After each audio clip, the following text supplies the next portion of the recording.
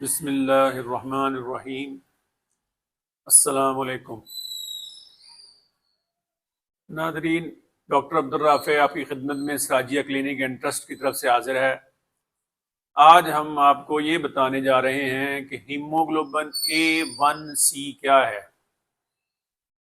Haemoglobin آپ سب لوگوں کو پتہ ہے کہ ایک پروٹین ہے جو ریڈ سیلز کے اندر خون کے سرخ خلیوں میں ہوتی ہے، اور جو جسم کی آکسیجن جو ہے پھیپھڑوں سے باقی جسم خلیوں تک پہنچاتی ہے، اور خلیوں میں بننے والی کاربن ڈائی آکسائڈ کو واپس پھیپھڑوں میں لے کے آتی ہے، جہاں وہ سانس سے خارج ہو جاتی ہے۔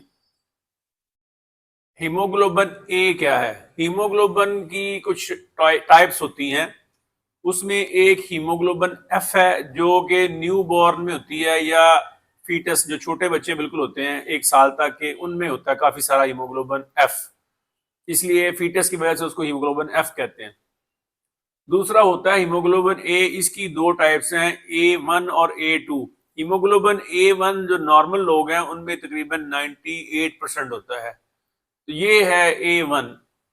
تو سی کیا ہے؟ یہ اصل میں ایک پروسیس ہے، کیمیکل پروسیس ہے، اسے کہتے ہیں اسائلیٹڈ ہیموگلوبن۔ یہ اسائلیشن کے پروسیس کے ساتھ گلوکوز جو ہے وہ ہیموگلوبن کے ساتھ اٹیچ ہو جاتا ہے، تو اس کو اس لیے کہتے ہیں کہ یہ ہیموگلوبن A1C یعنی اسائلیٹڈ ہیموگلوبن ہے۔ یہ تھی اس کی بیک گراؤنڈ، اس کو اس لیے کہتے ہیں۔ اس کو کتنا ہونا چاہیے اور کتنا ہونا اس کا خطرناک ہے؟ جو پری ڈائبیٹکس لوگ ہوتے ہیں جس میں یہ احتمال ہوتا ہے کہ انہیں کچھ عرصے بعد شوگر ہو جائے گی، ان میں اس کی مقدار 5.7 to 6.4 ہے۔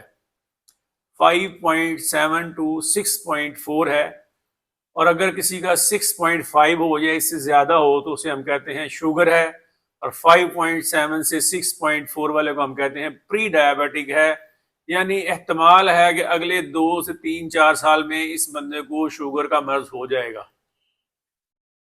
عرض آپ سے یہ کرنی تھی کہ جو پری ڈائبیٹکس لوگ ہیں جس میں شوگر کبھی ہونے کا احتمال ہے، ان میں تھوڑا سا وزن کم کرنے سے مریض کی شوگر جو ہے وہ 6-7 سال ڈیلے ہو سکتی ہے، اور اگر تھوڑا زیادہ کر لیں تو یقیناً اس کا فائدہ زیادہ ہوگا۔